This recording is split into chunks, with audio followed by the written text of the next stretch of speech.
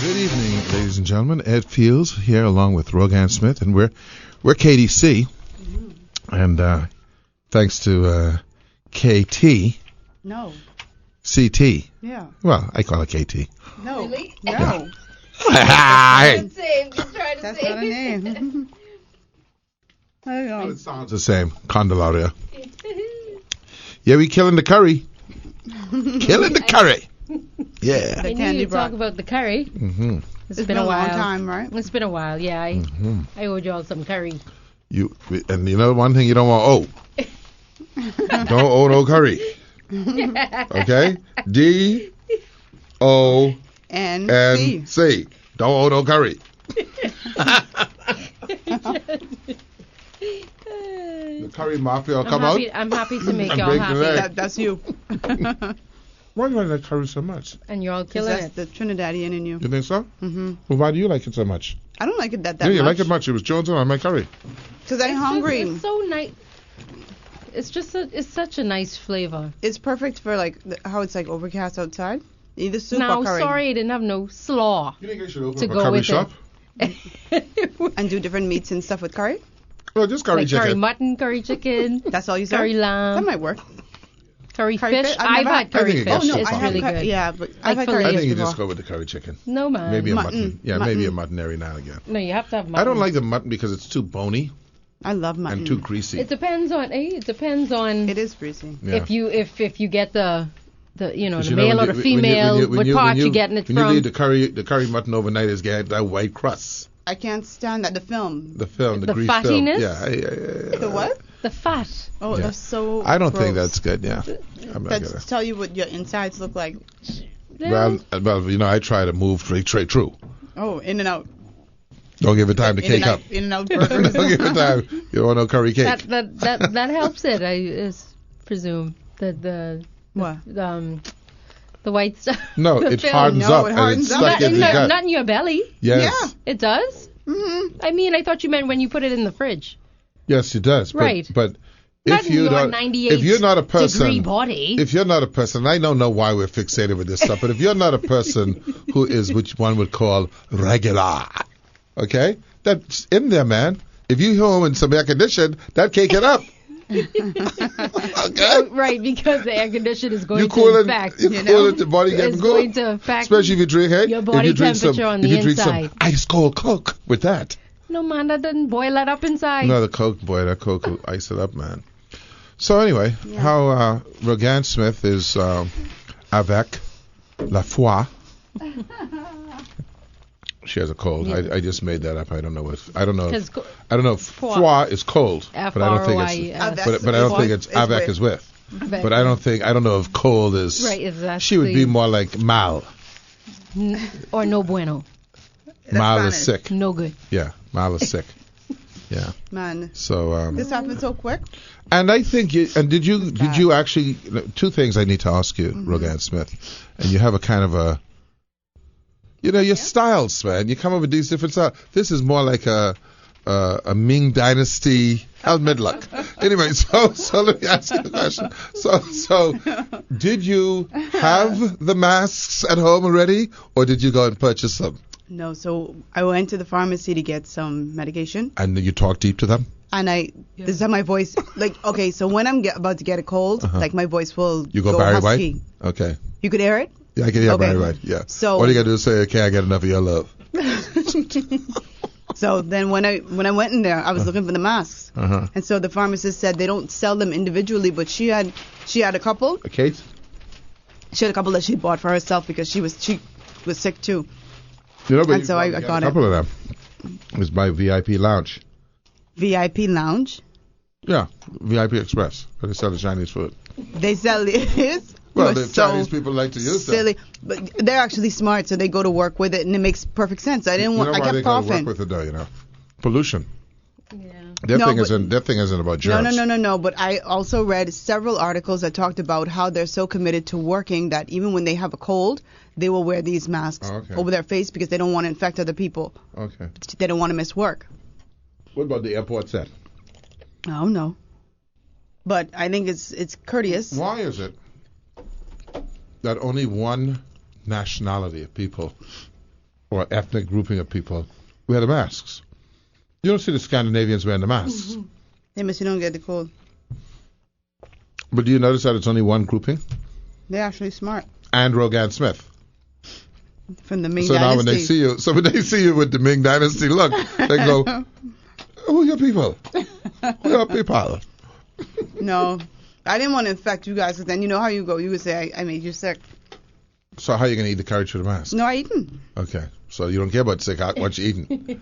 Didn't you see me facing the wall? But then you talking to me, so I turned back around. Kendrick, was I not this way? Make sure Lysol Does germs No, travel like that? Like if you're looking at the wall, we won't get the germs? I'm just asking. If I I don't know. cough, it goes in that area. Okay. I guess it'll young diffuse kids at around. home. One who is sick now. I'm always around germy Okay. stuff.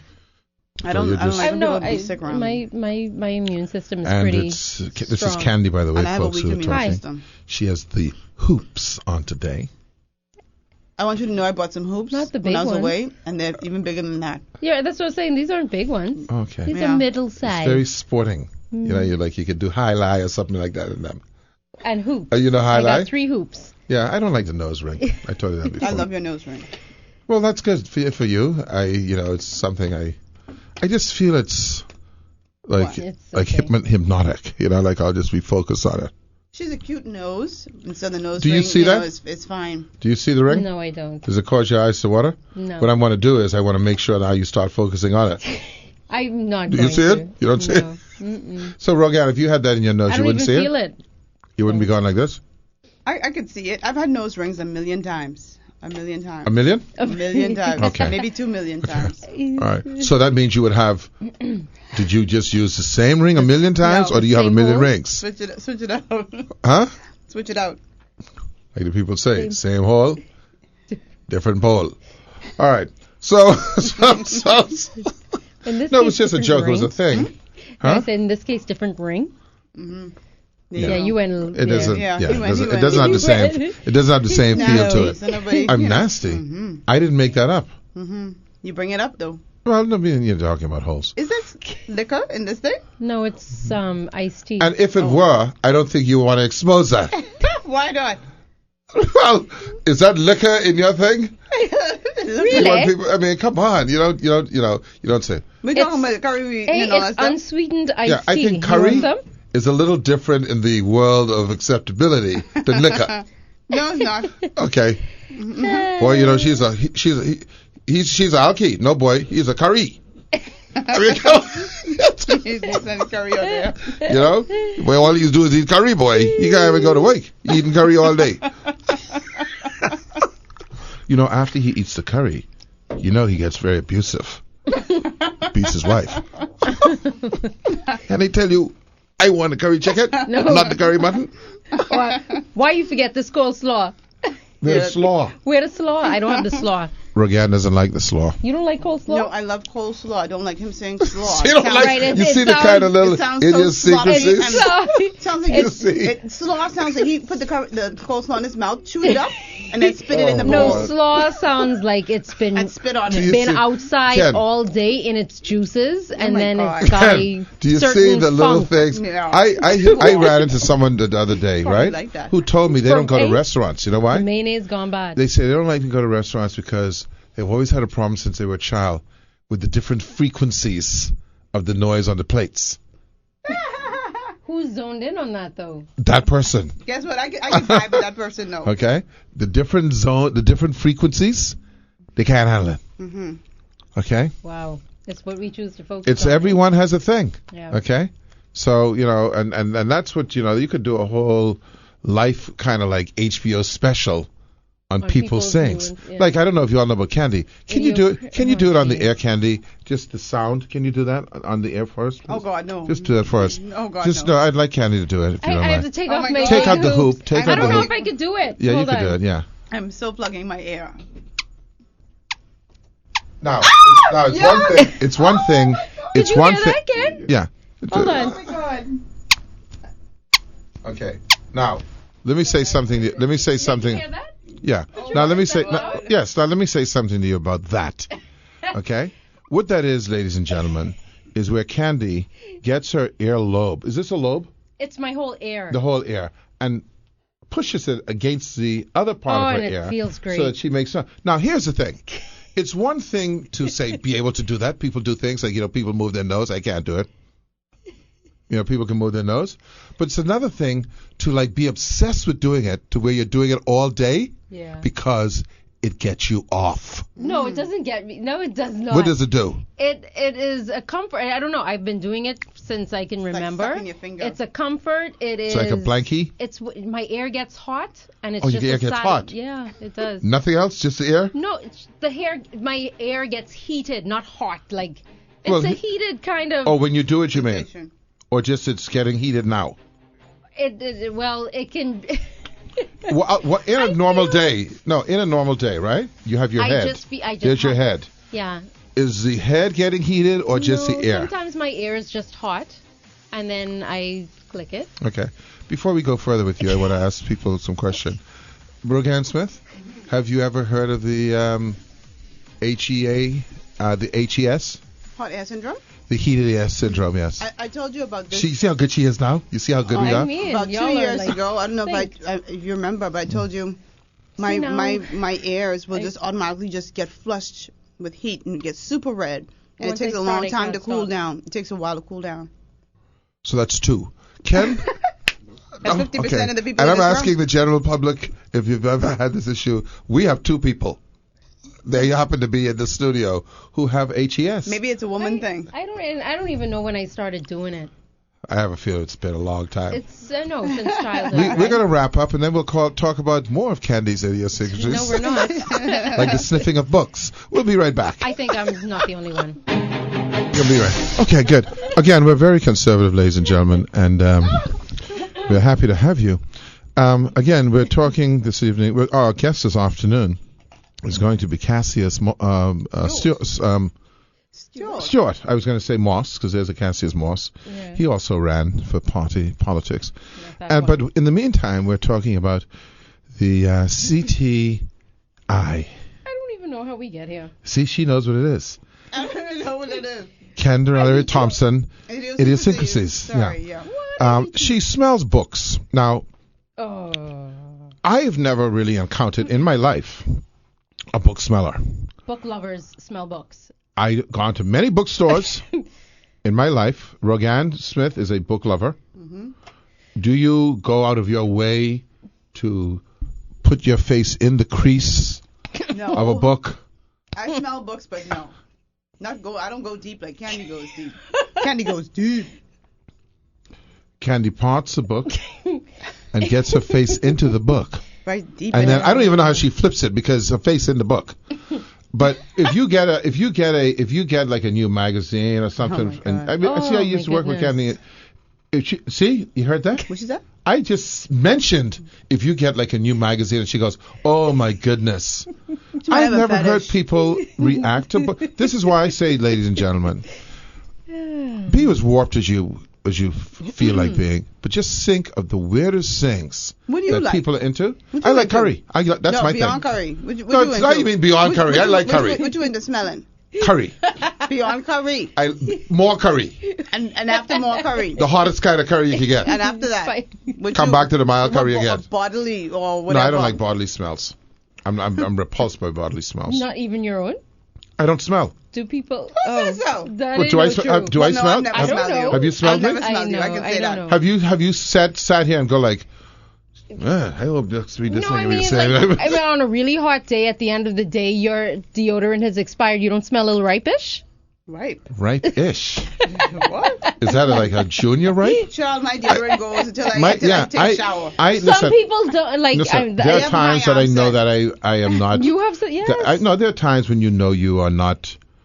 Well, let me put it in your phraseology, ripe-ish. Right. Okay, but this is not when I'm in the general public. Okay? I could say, not to cut you off, but I could say for the 4 years you've been doing this show, I've never smelled you or your breath, never smelled Kendrick or his breath, I've never smelled your breath. No, I've not smelled anyone in your breath. That's why I think I work so well with you now. Now, this will be very scary for some people. We've had guests that are a little ripe-ish. Now, we're not calling who they are, because they'll all say to them, well, it can't be me. Okay? So I'm just saying. That's the way it is. You have to be honest with people. You just said that. He just said. Well, there are people. Listen, it's a big world. No, right. You're going to have a smelly person every now and again. Right. Okay? I mean, and not everybody subscribes to the same type of. No, some people are just nasty. No. Some people just don't. Some people aren't aware, like though. 30 times a day. But there are some people who aren't aware. Because you know what I know about smells? Let me tell you what I know about smells. You smell yourself It's the first. same people. It's not like, okay, one day Rogan smelled bad, another day she don't smell. No. The people who are, Parliament, Parliament, right? The funk.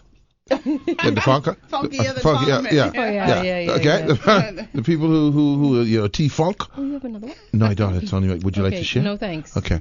The people who are funky, they're consistently funky. Yeah. And what kills me is these are people who they live with people. Oh my God. You know what I'm saying? These Yeah. aren't people who they live by themselves, and so you figure, okay, well, How they maybe they tell live in them a that? bubble. The people that live with them are just like immune to it. Their Like they factory can't. nerve is shut down. No, they just are so used to it. Yeah. Um, Because I there know. are some people I would just say, listen, man, bruh, before you leave the house, get a little force field or something to put around yourself, because that ain't gonna make it. No, but I've had to actually confront people about it. Me too. It's not a comfortable thing, but you know what I realize? I'm doing a speech. I'm speaking to school tomorrow. About funk? No, not about funk. But if you're going to speak to truth, it's not comfortable. No. Nothing is, it's not comfortable. But you know what? There's no kind of like ramification really, other than discomfort. Mm-hmm. You know what I'm Right. What the saying? person gonna say? And what? They're not gonna. What the you person know. gonna say? Tell me my mouth stink. Like you go say that to somebody, you fool. right, well, it's like, what's the penalty? Is there like Right. a prison sentence or something for reporting funk breath? No. Yeah, you just don't want to be put in that uncomfortable Because situation. because isn't society weird how they've molded us into feeling a certain way? You should be able to listen. Now I've made this commitment. I told Rogan this, and I told Ken, and I'll tell you. And I think you and I have worked together. If something is off, and I've done it with Candy, Oh, really? because she had that No, the perfume that didn't matter. Hold on, let me set the record for you. straight. It's not that you were He funky. did not like Like the a certain perfume that Yeah. I used to wear while at work. It didn't. It seemed to me that it didn't. Something happened. But he need to set the story correct. Yeah. He make it seem like you funky. No, Right, she's not I funky. coming to work. She's He not just fun- didn't agree with a Like certain perfume. Right. perfume And I that love that I J-Lo wore. glow. Right. What it's called? J-Lo, the glow. J-Lo Glow. It was in glow. She looked kind of flunky to me. So anyway, what I'm saying is, I then very, very candidly confronted Candy, because what happened was, No, 'cause he for was days walking I was and like, be like, what is that smell? You didn't know what's up? No. But I at some just point saw- you would have to come in your office and talk to you. And No, then say, that's the thing with smells. They sometimes the wind hit it a certain way. You don't know. You're downwind, you're upwind. I don't know. Okay, but I would walk in. Hey, remember that, Candy? But the crazy thing was he was the only person. I used to get so many compliments It didn't on jive with my Positive perfume. comments. Positive. There's like, oh wow, like that smells. What is it? Like, what can I, what you call it? Unless they was lying. And how did I look And I when highly walked doubt in? that. How did I look when I walked in? What did I do? Like something like was just Jesus. Like it wasn't that it stunk. It was just like it didn't agree. It just was didn't. like, what is I that was gonna- smell? what is that? I think you said, I don't know, was it like Like a musty carpet or something? what? No way. It's just how it smelled. It just freaked me out. I don't want to talk about this anymore. I but mean, it freaked me out. No, yeah, very you brought little it up, embarrassed me, but Yeah. I,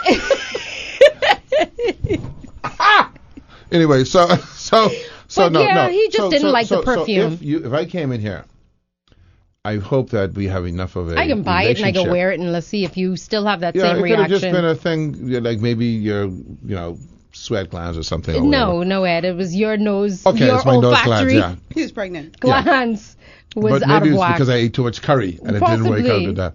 But no, if I walked in here and Rogan or one of y'all had a little fun, I'd say, look, man, You I got just to gotta get be it honest with together. you.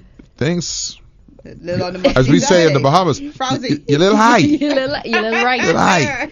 No, you're on the ripe. I go high. Ripe Okay? is high. That's ripe is ripe. Yeah. Well, that's the word that. you use? No, that's the I word think that your Frowsy. boy Ooh, Morgan no. Freeman used but could get into trouble.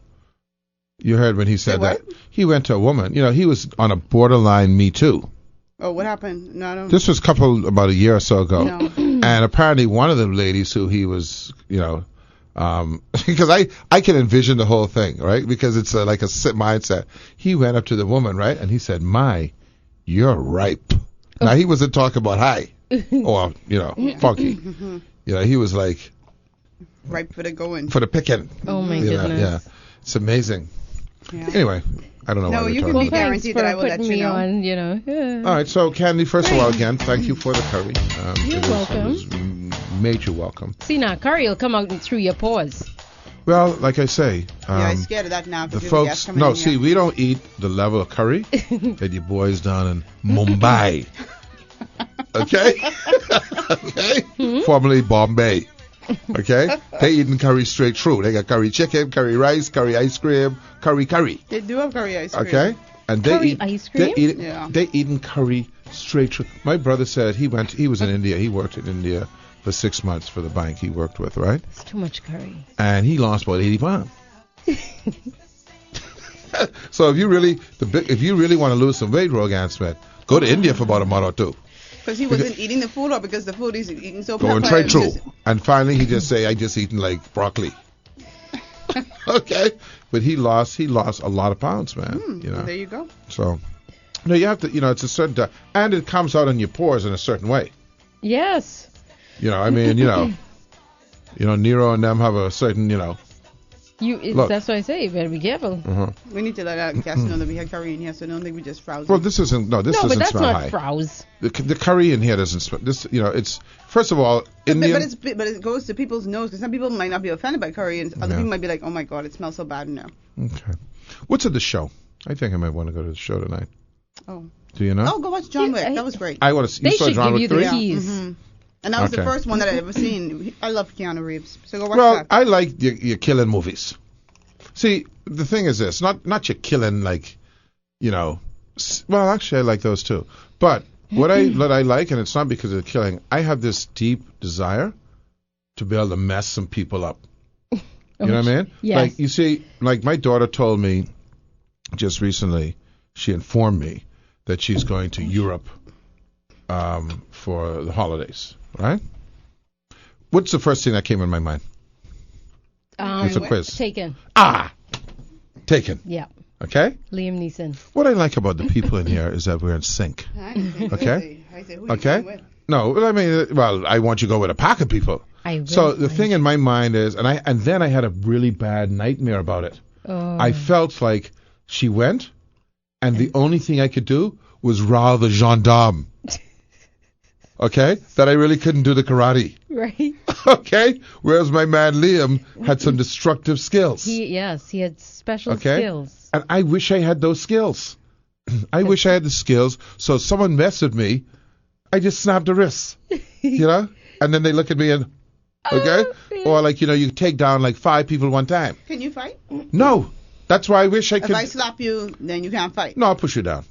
Well, that's fighting. That's easy. No, but I can't. Listen. And if I kick you, I'm talking about if my daughter is taken, I cannot go to Europe and kill 89 Well, adults. first of all, track them down. Track them down, do things. And then. Like boom, boom. Right, and then save like John Wick. Save her. I love John.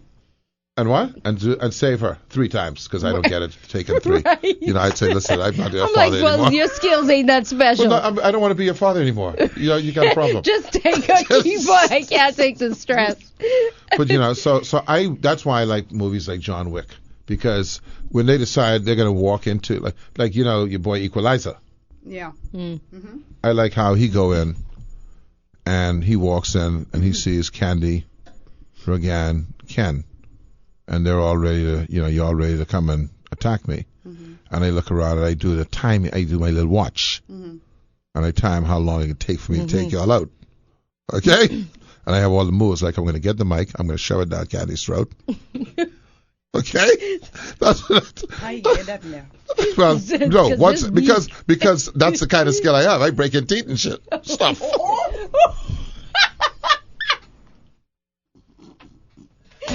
I'm breaking teeth and stuff. Okay? It gotta go. Okay? Rogan Smith, I'm gonna ram her head on the console. Okay? And Ken, I'm gonna electrocute. Okay? I had that all in my mind. We'll be right back. Good evening, ladies and gentlemen. Ed Fields here along with the curry eater, Rogan Smith, and Candelaria, the curry maker. I, too, am a curry eater. We are talking about something that is, I'll make a confession. Rogan Smith used to always say this to me anyway. I was thinking of going into the politics thing. I couldn't take it.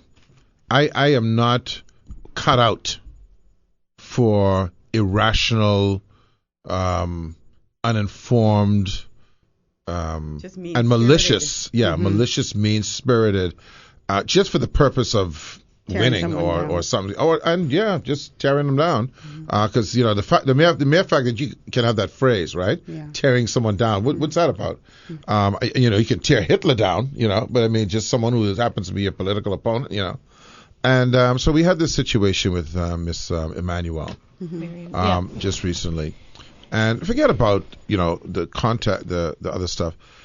What I felt was either a tongue twister or B, a presentation of a number that, wasn't a round number and just difficult maybe just to say. And as you say, listen, we've done it on the show. You start talking and it just becomes like a big garble. You can't get yourself out of it. Mm-hmm. I remember being when I was working as a reporter at Love 97, and I could not get Port Canaveral out, and I was like Carnival, and I was on the air, and it doesn't stop. And I must have said it 15 times till I just skipped over it. Yeah. And so those tongue twisters happened, right? I just could not get Port Canaveral, and so it happens. It definitely happens. But Candy and I were having the conversation before the show, and it's like it is mean-spiritedness.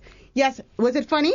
Yes, it was. I did chuckle at it. I'm not going to lie to you. I said, but I didn't go online and then tear her down and say, oh, this woman is stupid. She's this, that. Right. Because it really was just, it's human error. Yeah.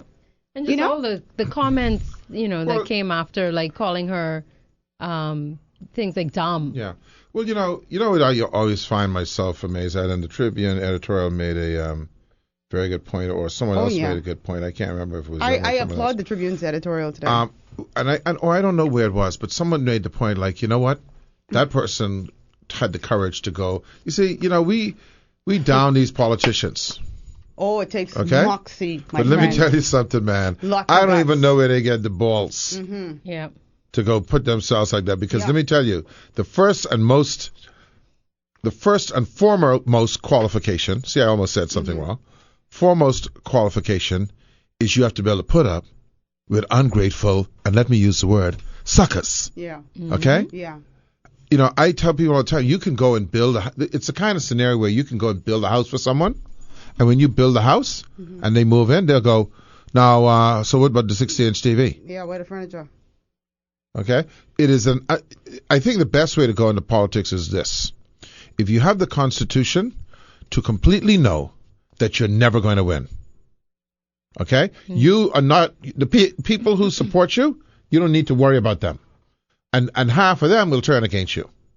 It's always going to be someone up in your face, always. What bothers me, and I said this to Candy, is that a lot of people who were criticizing her for making that misstep, they don't even know. If you put them on the House floor right now, not even on the House floor, if I go to their house right now and say, call off this number, they don't know. But, everybody want to yuck it up and show their teeth and clown somebody else when they probably don't even know how. It is extremely tough to be able to stand in the House of Assembly week after week and do that. Well, I tell you something. You know what we should start doing if people want to be shamed? We should take a record of all of the people who did the shaming. And then just keep a careful log. And then when they make a mistake, go after them. Oh, they'd be deep in their feelings. And we ain't even got to stoop that low. But you know what I'm saying, right? They'd be deep in their feelings. Lots of people who I was surprised to hear who had negative things to say about the MP. I said, okay, their time will come soon. And I mean, even in the conversations that I was having this past weekend, I mean, everyone is somebody's child.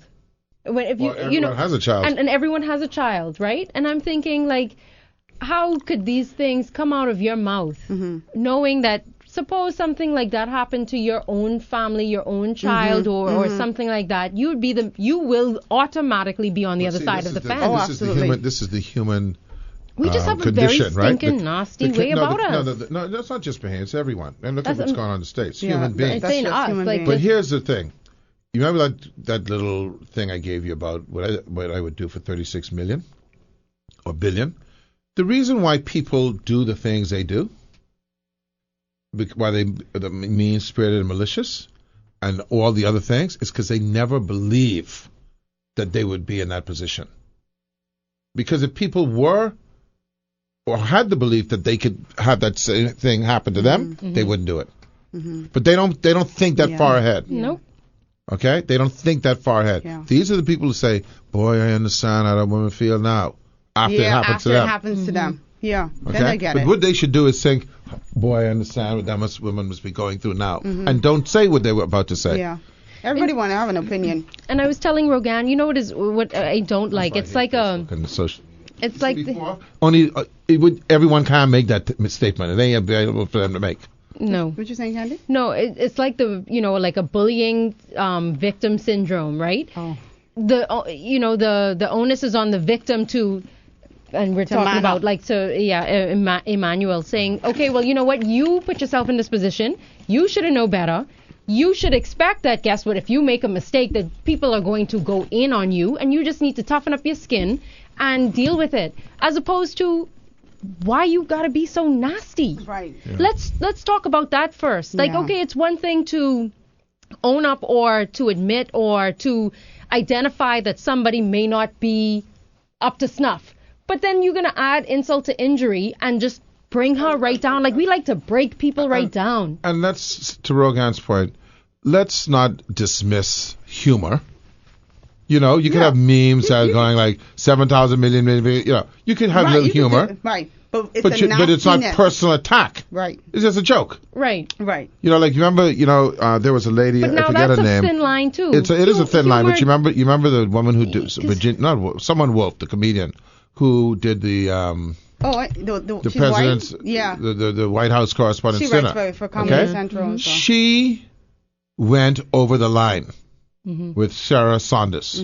Yes, she did. Okay? And everyone knew that she went over the line because it was a personal dig, you know. Yeah, about her weight and all that sort of stuff. And so people know. Yeah. They know where to go and not to go. Right. I mean, especially when you know you are, like, embarrassing this person. This person is not laughing with you.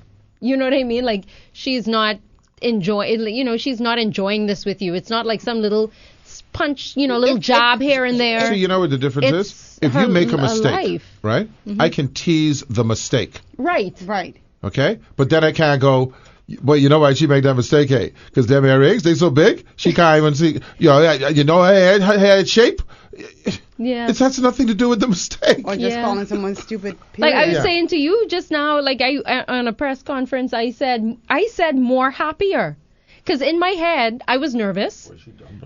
I was nervous. I would never done any kind of press conference thing before. And I had my thoughts trying to get what I wanted to say out. And I switched my thoughts mid-thought. And that came out. Candy, I'm waiting for somebody to tell me. But Candy, tell the me. most seasoned... Well, we don't want to talk about our boy. Who's that? Numero in the States. But the most seasoned people. Yes. Reporters, public speakers, they make mistakes. That's the way it is. Yeah. So I'm glad you brought it up because, I think that it's easy to pile on, but it's not as easy to defend. And that's why I was so happy to see the editorial this morning. Yeah, and I love the tone. And they were balanced. You see, they said, judge it now. We have another story here that deals with another thing. We'll criticize her on that or investigate that. We're not going to get off the hook. Yeah. But that's not... But I was happy to see that, Take a measured approach. Everything don't need to go deep. Yeah. Right. Yeah. And by the way, that's another point I'm glad you brought up. I'm trying to develop this philosophy, this personal philosophy, that when something that seems like a crisis occurs, right? Because things happen every day. I think back to think about all the other things that have happened in my 60 years, right? Of which I cannot remember any of those crises. See? Okay? Yeah.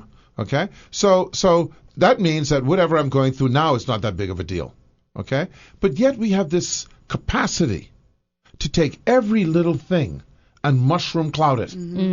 It's not that big of a deal. I know. Yeah. Okay? Why it kept going, I don't understand. It's because, again, We like to run People out. feed it. Yeah, just They ain't got And nothing then they're to going to want sympathy They ain't got and nothing understanding when it's their turn. Yeah. right. Yeah. Every Stop dog has a running Especially the name. anonymous ones who know it'll never be Oh, their turn. yeah, them well, sad. they should just be. You They know- should just take anonymous off. They Yeah, should yeah, say yeah, you have to should have your email address, your phone address, and if you can, link it up to that. Yeah, you don't come get on. a statement. I agree. When you introduced the topic, it reminded me of the Theodore Roosevelt quote about the daring greatly, like the critics who are not in the arena. It's easy for them to criticize when you are not doing the work. Yeah. Let me tell you something, man. When you fight in the lions, That's a and the people wonderful in the quote. stand watching the lions, they can Yeah. be brave all they want. Yeah. Yeah. Jump in the And lion see what they pen would and do. see what Yeah. you do. Yeah. Listen, we Good got to run. topic, We have yes. our guest on. We'll continue this with Cassius because he's Yeah. been in I'd the, love to get his take he's on been this. in the arena. In the Lions Den. And so we will talk with our guests in a few seconds. Thank you very much, Candy. You're welcome. Thanks for the food. Thank Always you. a pleasure to see you. Go check them books now. Smell them. I got 'em. Hey, Nash. Good evening, ladies and gentlemen. Ed Fields here along with Rogan Smith, and our guest this afternoon, I haven't seen him in a little while, Yeah. is and by the way, I noticed you got rid of the kind of, see, let me just say this, our guest is Cassius Stewart. It's amazing how, as we mature, we change our style. You know, you used to have that little bozo afro. Because I used to have that too. You know when you when you have the side out. Yeah. You see what I'm saying? I used to have that. My man Isaac Hayes told me Fields. No, he didn't say Fields because he didn't know my name. He said, brother. He said, brother, just let it go, man. Just let it go. I walk in my house and I shave everything off. Fight to the end. You Yeah, shave man. it. Well, he made it very clear. And by the way, I can't chocolate chip. I can't refuse him. He told me, there to go. Shaft. So Cassius, we're going to talk about your book and congratulations on that. Thank you. Yes. But you've been in the arena, man. Yes. He So heard you us heard what we were talking. talking about, right? I heard. And I know you've been through it. I've been through it. How do you first I'm going to ask you about, how do you as a human being cope with that? Yeah. Because I know you went through some stuff. How do you Said cope a with lot that? of stuff It's to you. just you gotta have a thick skin, and one thing I tried to prepare myself no matter what situation. I listened to her, and I placed myself in her shoe, and I said what she should have done was gone through that speech over and over and over before she prepared, Right. so that there's no room for error. You see, and so. But even But those you of know, us who prepare yeah. make blunders. Yeah. Yeah, I know, but you want to mitigate the chance of Yeah. an error like that. But it can happen. So what because- happens when it happens? Yeah. If it happens, it happens. It happens. The thing about it is that I told someone the other day that when the international media sees that, they don't see her, they see all of us. Yep. Yeah, but you see, I don't see. The thing is, why I say don't buy that is when the international media, wherever they from, can say that no one in their country has ever made a blunder making a speech or a public address, then fine.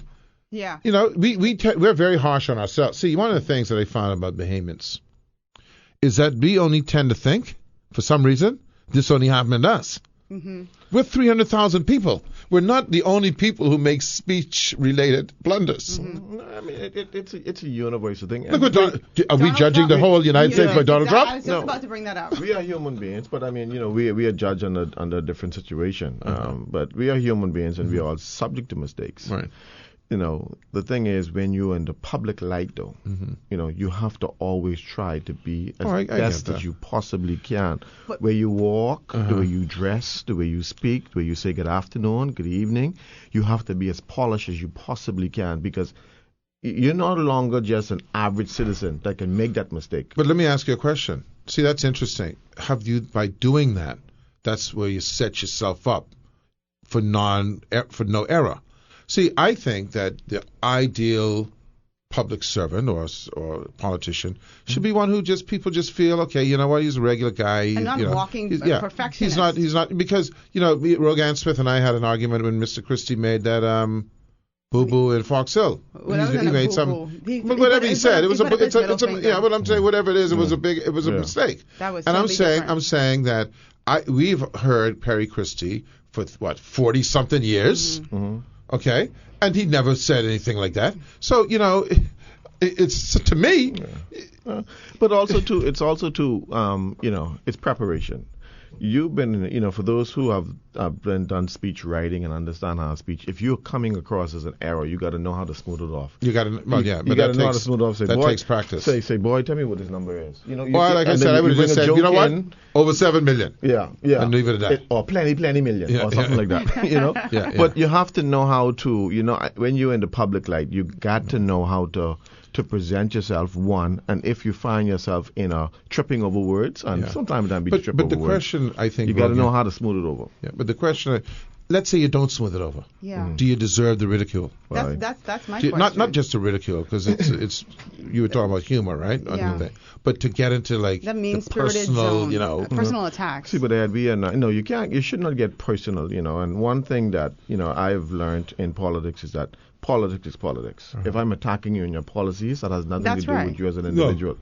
It's your policies. Now, if you're saying to her, well, listen, she may need to, I guess, go to more speech classes, be more profound, encourage her to do that. But we live in a society that loves to tear you down. We don't like to see you go up. We don't like to see you do well. Success is not what we cherish. Who do you think he is? We love to cherish when you fall to the ground and you smash everything up, and that's what we love. Yeah, I remember telling Rogan once I was driving home after the show, and I saw a guy, and he was, if I were to judge him, right, I would say he was a bum. Okay, I'm making a judge, on the street. And I thought to myself, though, but that guy would approach me and bring me down about who I think I am. It doesn't matter that I would have sacrificed to go to school to put myself in a better position. From his perspective, right? Yeah. I must think I better than him. That kind of thing.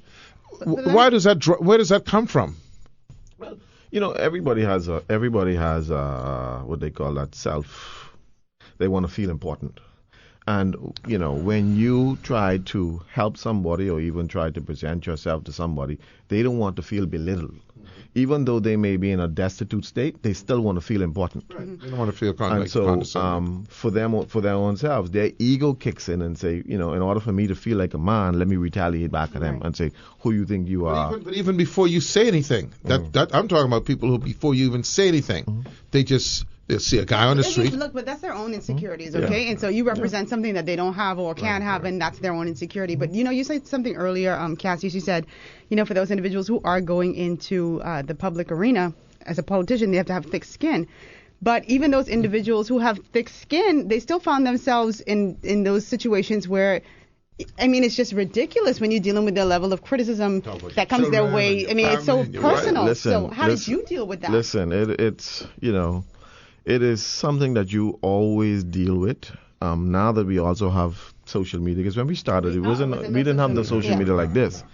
And now that, one person could take one clipping and send it out to 1 million people in 1 hour, like that. It's we have to know where, and you're talking about drawing the line. Because my children said something to me the other day. They said, Daddy, whatever you say, my friends in school can know. So whatever you say, make sure it protect, it don't hurt us. Yeah. And so you got to get bullied. Yeah, they can get bullied. So you got to be careful. You got to be careful how do you treat people and how do you respond to people or how do you belittle people because they have children and those family members are also feeling the pain as well too. How did you cope with it during that time though? Because you went through a lot. If I could be honest, you endured a lot of bullying from so many different sides. Listen. People who told you, who's this inexperienced man? Who do you think he is trying to do this? This ain't going to work. BDM is a bunch of crap. I heard a lot of stuff back then. So what was your process for dealing with that? For me, really, I never read them. I try my best as much as possible not to read the negative comments. I try to stay away from that so that I could always stay on script as to what I got to do. I find now that when you put a post on Facebook and you go deep down into all of the comments, it starts to affect your psyche. Mm-hmm. So I don't even get on Facebook. I don't even read it. I don't read it. So if I put a post up, I don't even read the comments. Really? No. Because everybody has their own, perspective on life. They have their own position, and some of them may be very far left and far right. And I cannot. They just don't like you, and you don't know why. For no reason. But, I always had a saying, you cannot allow people who have never read a book in their life influence your thought or national thought. or someone who's never met you comment on who you are and what you aren't. Yeah. So it's a balancing act, and I try to stay as much away from it as much as possible. One of the, you get people hitting you from all left, right, and center.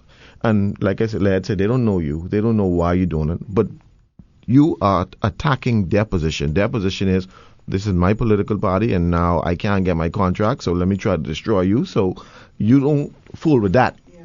And so, like I said, everybody comes at different angles at you, but you got to always stay focused. And I try to just block it all out and stay focused. How do you distinguish between... See, one of the things, and we just finished talking about it, about the courage it takes to get into this sphere. And you've got to believe that except for the truly insidious, mind, right, that everyone is going into it because they have an ideal. I have to start from that position until they disprove that, okay? They may not be equipped. They may not be qualified, but they have the desire to improve things, okay? Yeah. And then you have people who just sitting on the sidelines, okay, who will not lift a finger to do anything. And they believe they have a right to pontificate and to say what is what. And they do, by the way. Yeah. But just say your piece. Don't attack the person. And that's, that I think if we could learn that, if we could somehow put that into the mix, right? Somehow bake a formula into where that is the kind of discourse we should have, as opposed to anything where you start. We said it here. Well, that's why we don't have a call in. Okay? Because I could tell you, if we did have a call in, as soon as someone started talking about Cassius is this, bing, off. Yeah. And I've been in this for about 20 years now, and what you said is that I think when you go on a talk show, the hosts have a duty to protect. Absolutely. You have a duty to protect me as your guest. I totally agree with that. But you allow people to call and abuse. That is not right. I mean, for me, I just got to the point where you abuse, you say insulting things to me, I say right back at you. I just don't care. I remember one time Wendell Jones asked me to fill in for him for Issues of the Day. He was going to a funeral and he asked me to fill in. And Charlie Maynard, late Charlie Maynard, was my guest. Right. And I remember the gentleman called in and he was just attacking him. And I absolutely hung up the phone on him and I said, you're not going to do that to my guest because they're sitting in the hot seat. I have a duty to protect my guest. Right. That's not coddling them. It's you've invited them into your home in that moment. And it's disrespectful. And you can be as critical about their position but as you want to be. But don't personally attack them. And then these, and of course it's accentuated by the smallness of this place. Yeah. You can't escape it. Yeah. We're going to take a break. At least if you're in a larger environment, you can have some degree of anonymity. And no matter what good you say on the show, they'll only remember the foolishness that somebody call in and talk about. That's all they remember. Raggy in my bait? Yeah. We'll be right back. Good evening, ladies and gentlemen. Ed Fields here along with Rogan Smith. Our guest this afternoon is Cassius Moss. Cassius Stewart. Cassius Moss was a boxer. Yes. But he also ran as well, eh? Didn't he run in some party? I think so, I think he... I think CCM or something like that. Something like that, but he's... What I used to ask myself, Cassius? BDM, right? Right.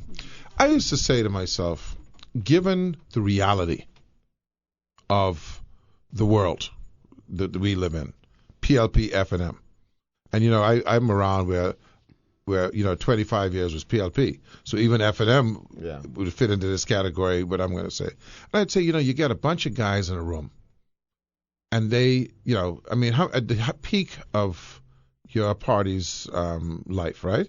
How many candidates did you have?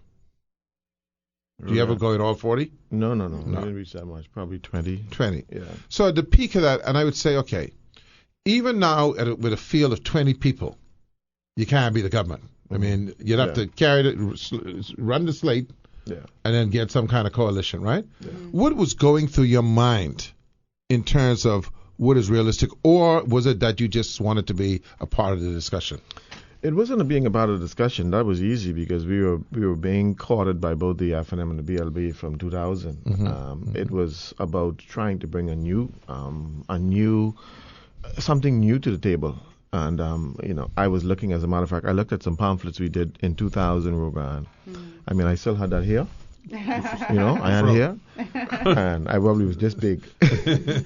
And some of the things that we spoke of, like university, free university, and 20 years ago, now the FNM is now instituting that. Talk about Crown land, making sure that's available to Bahamians. Now they're talking about that in the islands. And so 20 years ago, the things that I spoke about is now being done.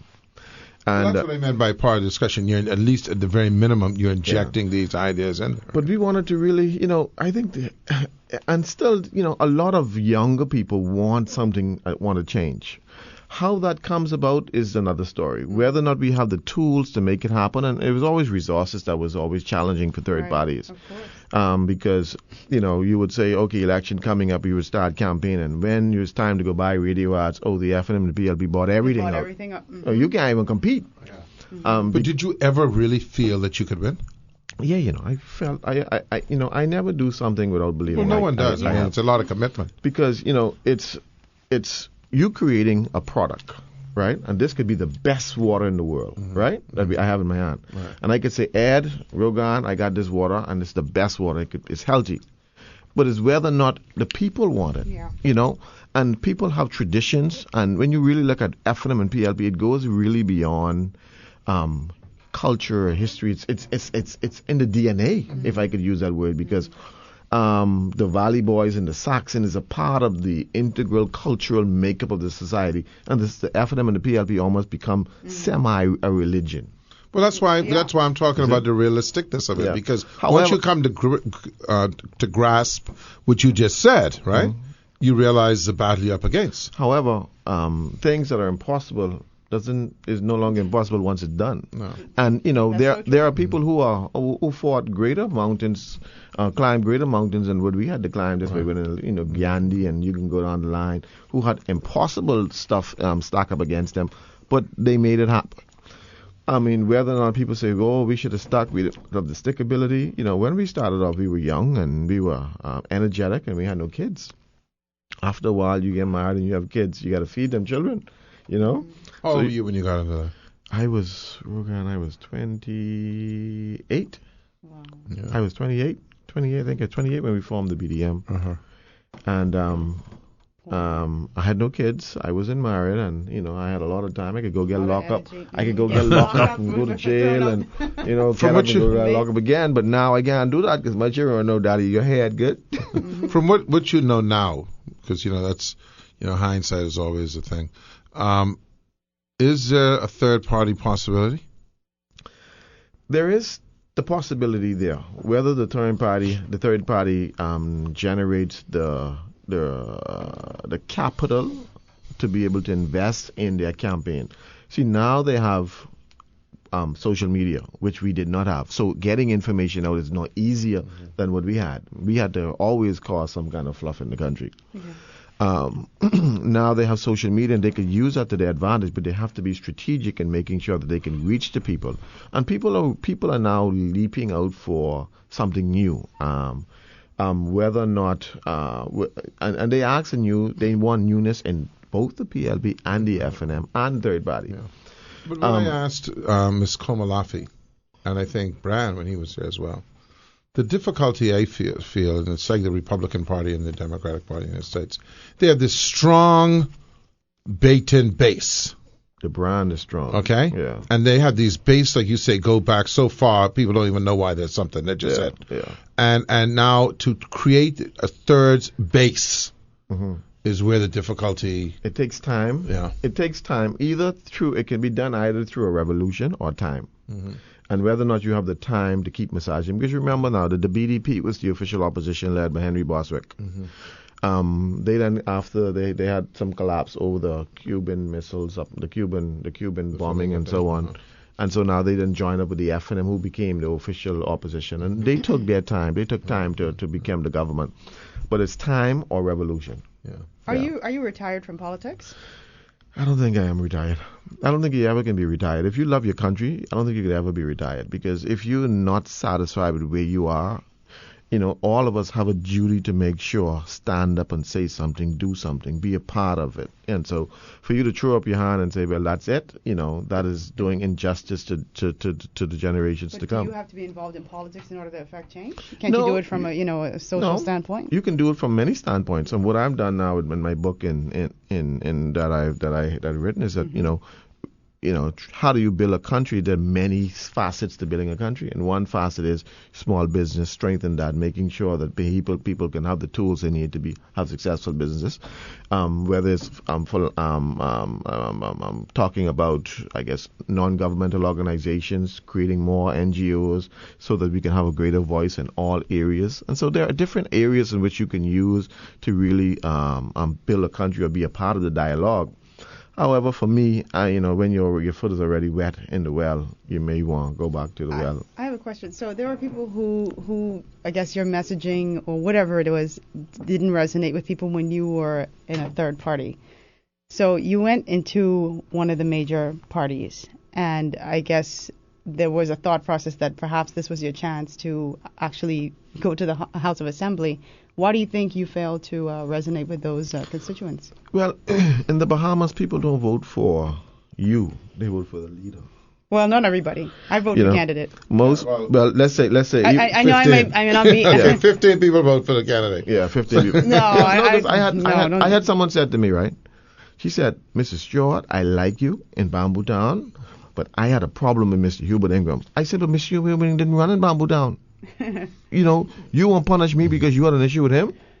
And so, well, that's what happened. That's what happened with Mr. Christie. Yeah, and that's people. You may be more evolved in the way you vote, but the majority of people are not that way. Mm-hmm. They vote for that man, and so if they don't like that man, no matter who you bring, you could bring Moses, Aaron, and Jacob, all them, they was getting voted out because they don't like that man. And so, for me, it's not a failure on my part. I mean, as a part of the collective, the whole team goes down. Which you know now, and I've been at this for a little while in my mind, and it's very complicated. We've got a complicated country to run in terms of its archipelago nature. We've got I don't even know how to describe the public service, which to me is the root of all. I don't even know. It's just, and it's evolved. I don't even know if the word is evolved. I think it's actually devolved, okay, or just disintegrated or whatever to such a level. We've allowed things to happen for so long without any sort of tweaking, without any change, that the possibility of the kind of seismic change that you need, and we don't need incremental change. Yeah. You don't need another 80 years of slow. Okay, you need.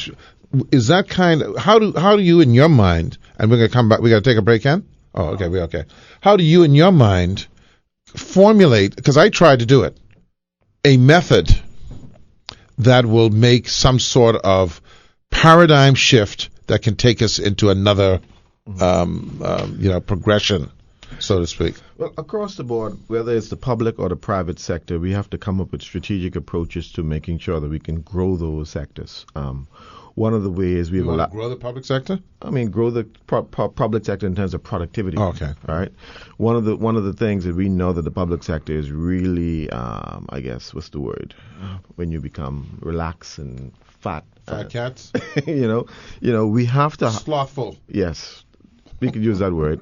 We have to have both public and private sector always engaging, always coming up with new ideas so that we can create and increase productivity across the board. And, one of the things that we talked about in the BDM 20 years ago was the National Productivity Board, where we can do various exchanges between both private and public sectors, whether we bring in motivational speakers, trainers, and so on in all areas so that both areas are always on top of their game. They're looking to introduce it, by the way. Oh, really? Yeah. Yeah. 20 years ago. It's in Sumner's. 20 years ago, I talked about that. And so, but you want when you walk into any government agencies or you call any government agency, there is a level of professionalism. When you walk into there, it's yes, sir, yes, ma'am, how are you?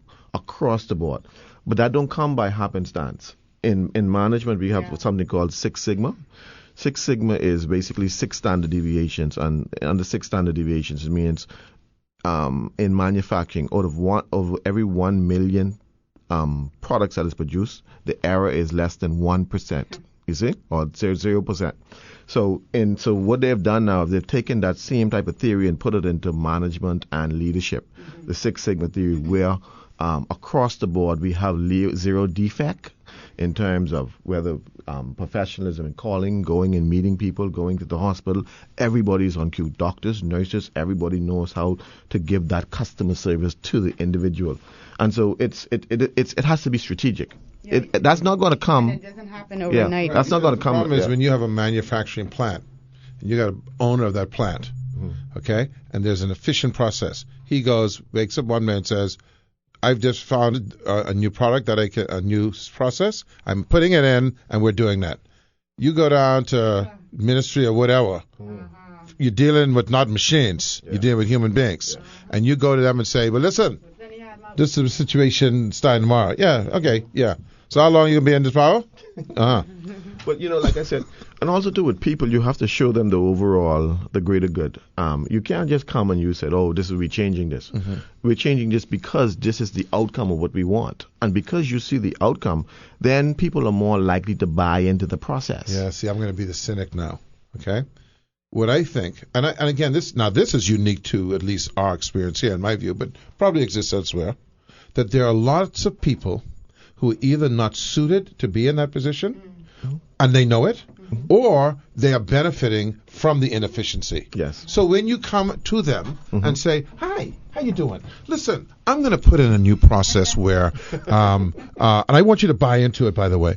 I'm going to put in a new process where we're going to start charging $200 to expedite something because it'll make it more efficient for those who want to pay the $200. What that means, though, and I'm saying this to you directly, is that you can't make the $200 anymore. Yeah. Okay? Yeah. Because we know that you can expedite, but we want the expedite money to go to the Treasury. How about that? Will you buy into that? And that is across. That is what government has to do. Deal with across the public sector. Right. But it's an evolutionary process. It's not going to happen overnight. And those people who we know may have been dealing in, I guess, under the table stuff, we got to know how to rotate them in.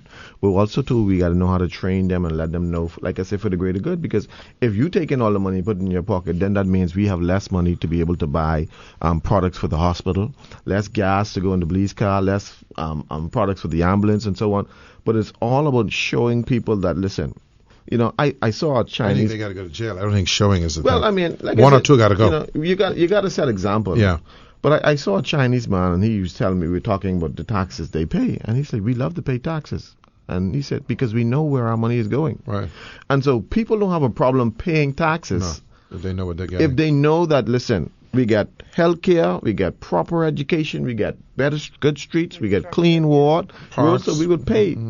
But if you know that we paying all this money, and you still telling me we ain't got no money? And then on top of that, every month, the people who delivering these services want more. You understand? And so for me, it's finding how do we connect the dots and connect the linkages, so that the public sector, the private sector, is operating optimally, and that is one of the dreams I've had for the last 20 years. How do we make both of those segments of our society functioning almost optimally, so that the country can experience the growth that we need? And we have when you look at the size of the Bahamian economy, it's a very healthy economy. I know, given the population. It's a very and the trickle down effect is like, why aren't all Bahamians rich? Because if you have a rich economy and about a bunch of broke people, something wrong, because there's a blockage somewhere.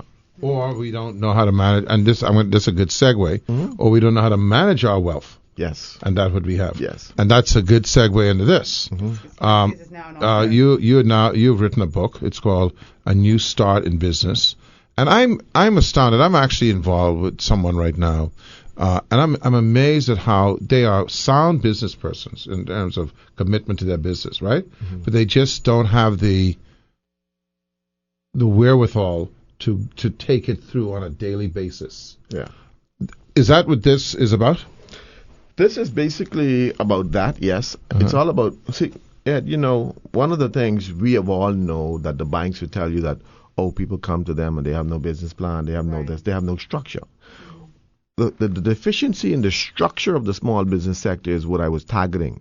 How do we put structure to the small business sector so that each small business that is started from henceforth has a proper business plan, have a proper marketing plan, and understand where they need to go to be able to get funding and also support.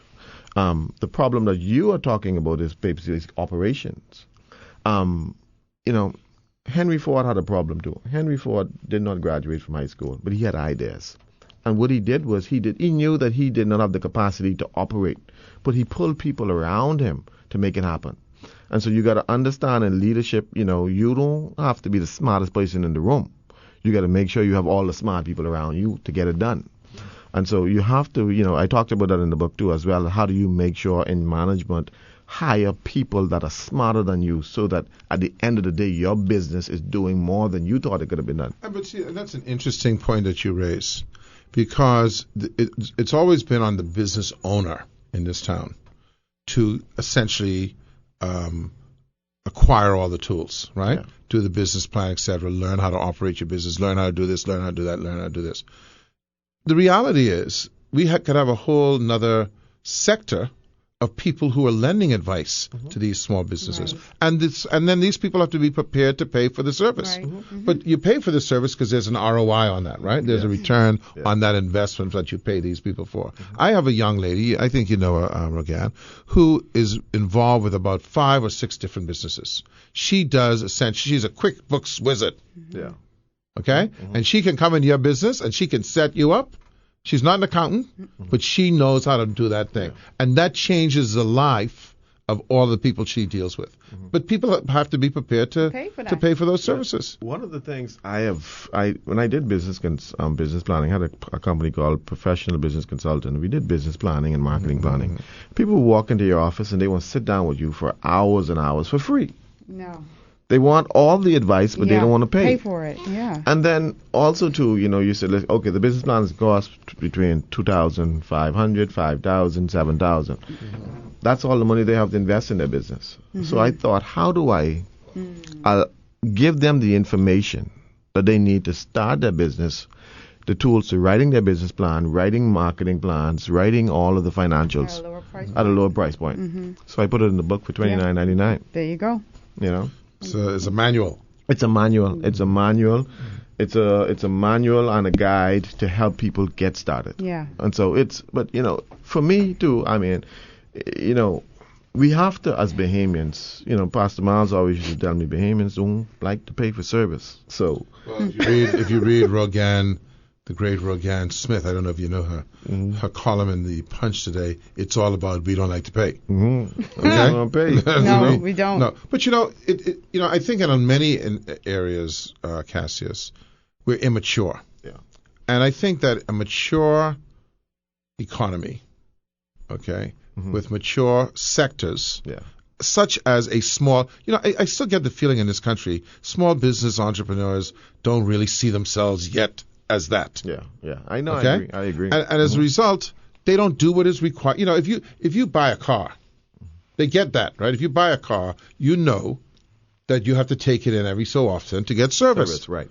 You don't try to fix it yourself or drive around without getting service. And that's how your business should be. Yeah, absolutely. You should be going to the professionals to get these type of services to help your business run, and you then keep your eye on the cash register. And so that's about the evolution of small business. Because, I mean, when you look at where we are now with Development Bank and the venture capital fund and, how they have been abused, that's a whole new talk show right there. But, we need to treat it with a little bit more dignity with the whole small business sector. But individuals who are a part of it need to understand and listen. You're not going to get from point A without paying a price. Right. You got to pay the price, and that means investing. And I also talk about in marketing. I mentioned McDonald's, right? Everyone in the world probably knows about McDonald's, but they still spend hundreds of millions of dollars on marketing and advertising. Why? Yeah. The constant reminder of who they are. But the constant reminder of who you are. And so it's about paying that price. And so, for small businesses, for businesses in general and throughout the region, you got to understand that there is a price to pay. And for those who want to start their business, there's a price. You got to learn, you got to read, you got to study, you got to invest in your mental faculties so that you will have what it takes to make it happen. Were we ill-served, although probably thought of it as necessary? When you mention these things like the Bahamas Development Bank and the mortgage corporation and so on, were we ill-served by those things not being private sector driven versus public sector driven, where, let's just use where slackness set in as opposed to where there's a profit motive, that it would have been more disciplined? Yeah. I mean, there is a point to that, right? But also in the lack of the private sector stepping up, the public sector then takes the lead. Right. And I think the government was taking the lead because the banks were shying away. And the banks were shying away because they have their interest to protect. They're not going to give you $5,000-$10,000 just because you come into my office you want a loan. Right. I need to know that you can sustain this business and I will make my money back. Yeah. The government, on the other hand, knows that perhaps they may say, okay, we'll probably raise this $10 million, but we can just invest this in the small business sector. Motivations. But you see, you got to take the similar approach to the private sector. While you're not so tight-fisted, you got to always say, listen, we can give you this money, but here's the rules. We have a management team in place that will oversee your business. All of your income will come in, and all of your payrolls are done by the management team. Your salaries will also be, agreed to until you're able to pay back the loan, and then you can take it on your own. Correct me if I'm wrong. I want to use the thing like the mortgage corporation, right? In the States, they have a thing called Fannie Mae, and I don't know a lot about it, but I'm just going to make this assertion. Fannie Mae, in my estimation, is a private entity, but it is backed by the government. Yeah. Okay? So the government says we want people to have access to low-cost loans, okay? And we will take tax dollars and we will put that into an institution that will not have the same rigidity that the commercial banks do, but then they have lesser limits or lower limits. Yeah. They, in other words, you can't go there and get a $500,000 house, but you can get a $200,000 home. Yeah. Would we have been more well served to go in that direction, where we say, okay, you private sector run it, we'll fund it, but we staying out of the decision making? I mean, there is some merit to that, and there is some merit to that work, and it probably has worked in many areas in many countries. That model works fine. I think though we need to also, when it comes to the funding, is that the commercial banks have been very, very, very, very conservative when it comes to, and you find the right words to be at, conservative when it comes to lending. The private sector, though, you got to also watch them. Once the private sector steps in, you can't get into this predatory lending where your interest rates are so high that you kill people. Well, that's where the government steps in to keep that buffer, right? And this is where legislation comes into, because the U.S. has legislation to mitigate against predatory lending for small businesses. There's only so much you can do.